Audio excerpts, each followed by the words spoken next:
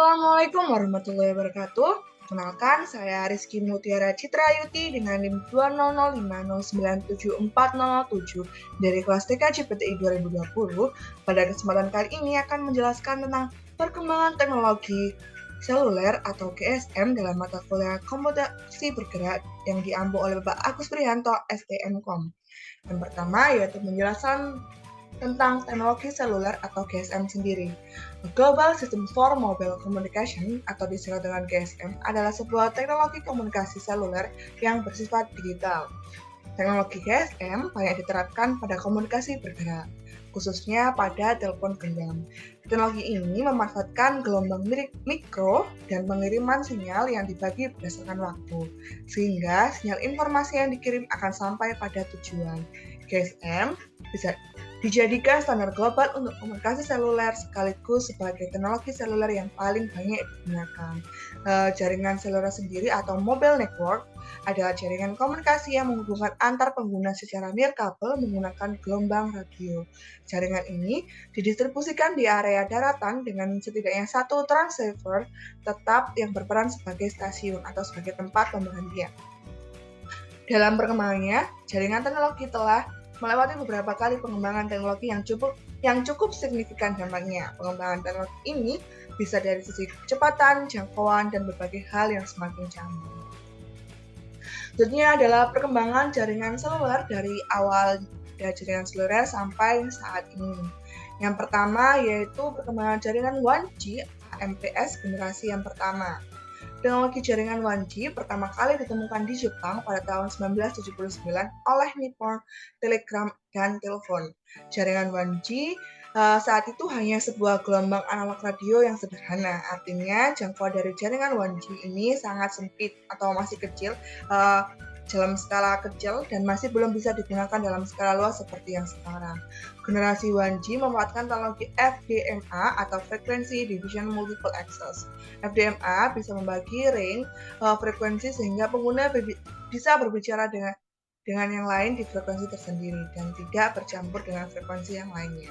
Teknologi koneksi 1G kemudian disebut dengan sebagai NMT, Nordic Mobile Telephone, dan AMPS, Advanced Mobile Phone Service, yang hanya mendukung komunikasi suara dengan kecepatan hingga 14,4 kbps. Tentu saja, kecepatan ini sangat lambat dibandingkan generasi yang selanjutnya. Jangkauannya juga sempit mengingat 1G hanya memanfaatkan gelombang analog. Yang kedua, jaringan 2G generasi kedua. Teknologi jaringan 2G diperkenalkan pada tahun 1991 di Finlandia yang ditandai dengan mulai digunakannya gelombang digital. Perubahan dari 2G cukup signifikan karena jangkauan yang lebih luas dibandingkan generasi sebelumnya yaitu 1G. Teknologi 2G disebut sebagai GSM, Global System for Mobile, dan CDMA, Code Division Multiple Access, yang telah mendukung pengiriman teks yaitu SMS dan suara sekaligus. Fokus utama dari teknologi jaringan 2G ini adalah menyediakan layanan suara dan memanfaatkan circuit switching. Di era jaringan 2G, masyarakat Indonesia bisa menikmati jaringan seluler secara bebas. Mungkin saja yang pernah digunakan yaitu era Nokia 3310 yang hanya memiliki layar monokrom pada saat itu. Sebenarnya adalah perkembangan jaringan 2,5G GPRS. Jaringan 2,5G merupakan teknologi jaringan berbasis GPRS atau General Packet Radio Service yang berada di antara teknologi nirkabel generasi kedua 2G dan generasi ketiga 3G. Perbedaan antara 2G dengan 2,5G terletak pada implementasi paket switching dalam jaringan komputer.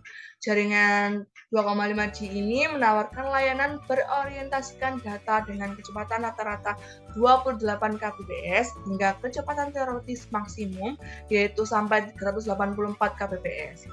Teknologi jaringan 2,5G ini memungkinkan untuk mengirim dan menerima foto dan video melalui layanan pesan multimedia MMS.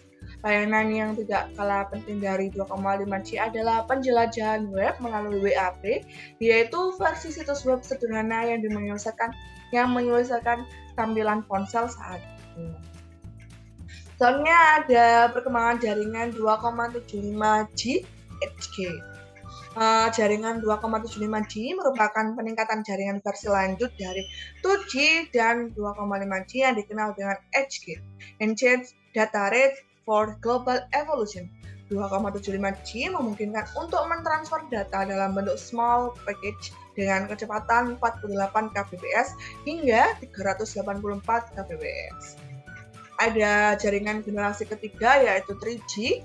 Penjelasannya, jaringan 3G diperkenalkan pada tahun 2001 di Jepang dengan berbagai peningkatan untuk memberikan kualitas jaringan internet yang lebih baik. Salah satu perubahan yang cukup besar dalam 3G adalah dukungan mobile internet dan roaming, akses di luar jangkauan. Teknologi 3G awalnya dikenal sebagai WCDMA atau Wideband Code Division Multiple Access yang mendukung kecepatan internet hingga 2 Mbps atau hampir 10 kali lebih cepat dari teknologi 2G. Di era 3G, kita juga sudah bisa menikmati layanan serba online seperti live streaming, video streaming, game online, dan juga telepon konferensi.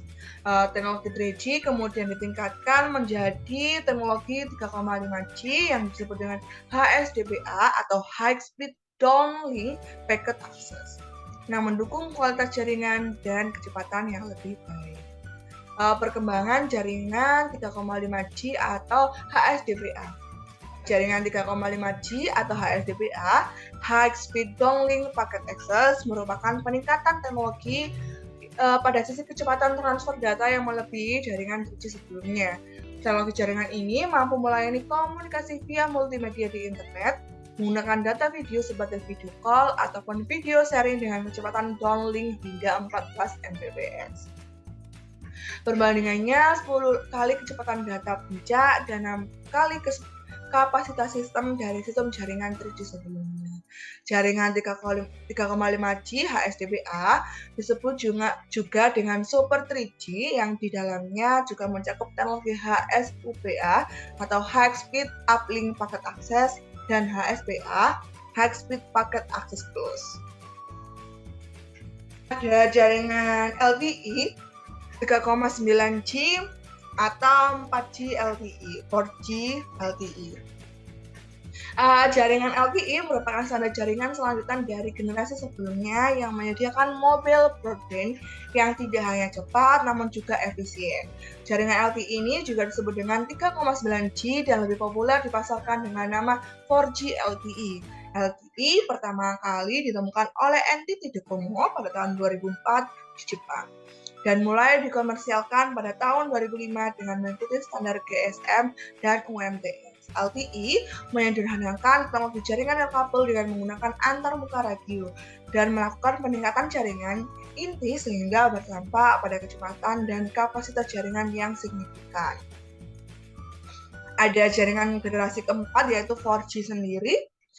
Teknologi jaringan kemudian berkembang lebih pesat ditandai dengan kehadirannya generasi jaringan keempat yaitu jaringan 4G. Jaringan 4G pertama kali dikomersialkan di Stockholm, Swedia, Oslo, dan Norwegia pada tahun 2009.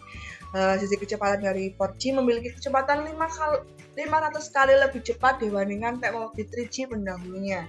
Sedangkan dari sisi fungsionalitas, 4G tidak hanya terbatas pada telepon seluler saja, namun juga bisa digunakan di berbagai macam perangkat yang menggunakan gelombang digital.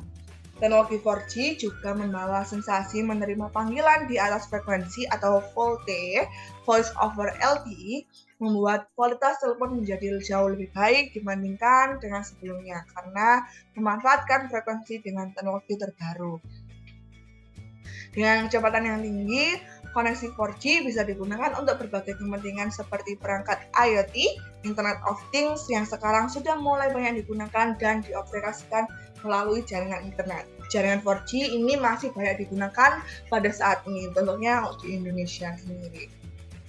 Itu yang terakhir ada jaringan kelima, generasi 5G. Pertama kali dikembangkan oleh Korea Selatan pada tahun 2019 dan ternyata 4G ini telah digunakan di Indonesia dengan provider Telkomsel dan FL Asiata sebagai pelopornya. Konektivitas yang sangat cepat serta lebih responsif menjadikan teknologi ini akan sangat berguna dalam meningkatkan performa teknologi sebelumnya. 4G saat 5G sudah dapat digunakan di beberapa perangkat dan wilayah Indonesia. Tentunya hal ini akan sangat berpotensi merubah lanskap jaringan mobil internet yang sudah ada dan akan mempengaruhi perkembangan teknologi lain. Jaringan 5G ini sudah banyak dipasarkan dan sudah mulai banyak digunakan di Indonesia. Spesifikasi dan fitur jaringan seluler.